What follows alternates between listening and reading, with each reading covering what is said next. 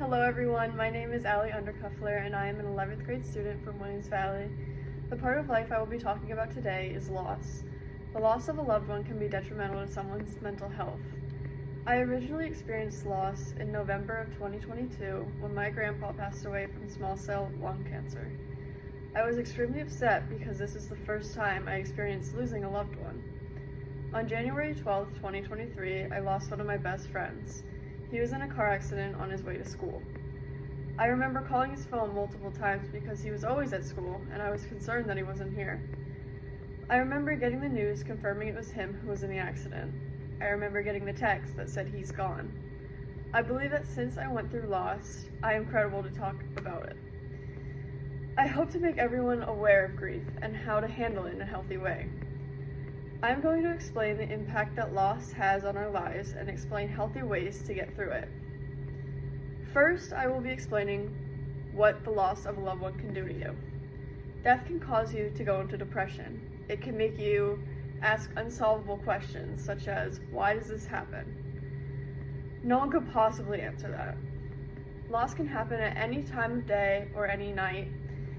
Some people can know when their loved one is going to pass away, others can be taken by surprise like me. In the article Grief and Loss, it states, grief has no set pattern. I remember that I was on my way to fourth period when I figured out that it was Jimmy who was in the accident.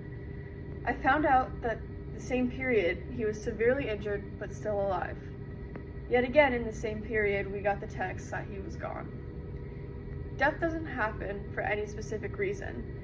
The effects of death of a loved one can last for the rest of your life. Teens Health shares that, at times, you might feel sadness, anger, anxiety, guilt, or despair. Grief can be different for everyone.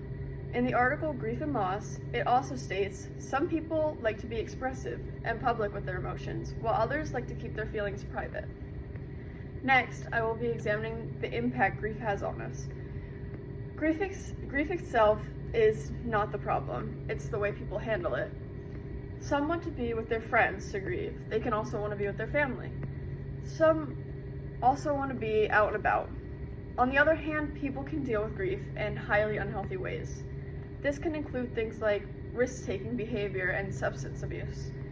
People can use risk-taking as a distraction.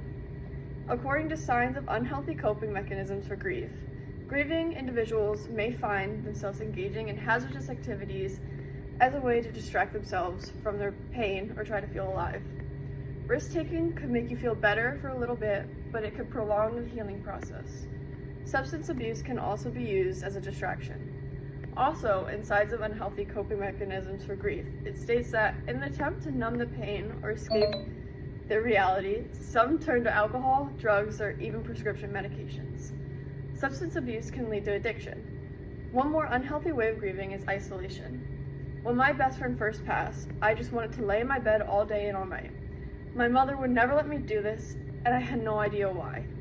She always told me that it is better to be around things that you enjoy doing and people that you enjoy doing those things with, rather than be alone. Recognizing that you are isolating yourself can be major in the healing process. Finally, I will be making some suggestions on how to deal with this problem. Death is a part of life, and everyone should know how to handle it. Although grief affects everyone differently, there are healthy ways to deal with it. Personally, I went into group counseling. It helped me a lot. We talked about Jimmy and made a memory box for him. We talked about our feelings very often. Psych Central says that when you're ready to consider talking with friends about the good parts of what you've lost, about the hard parts of what you're dealing with, it makes you feel a lot better, trust me. One of my friends took up journaling. I also visited Jimmy's grave and updated him on everything and told him how much he's missed. I want to encourage people to grieve in healthy ways. I want everyone, including you, to be safe. Thank you all for listening to my speech, and I hope you take my advice.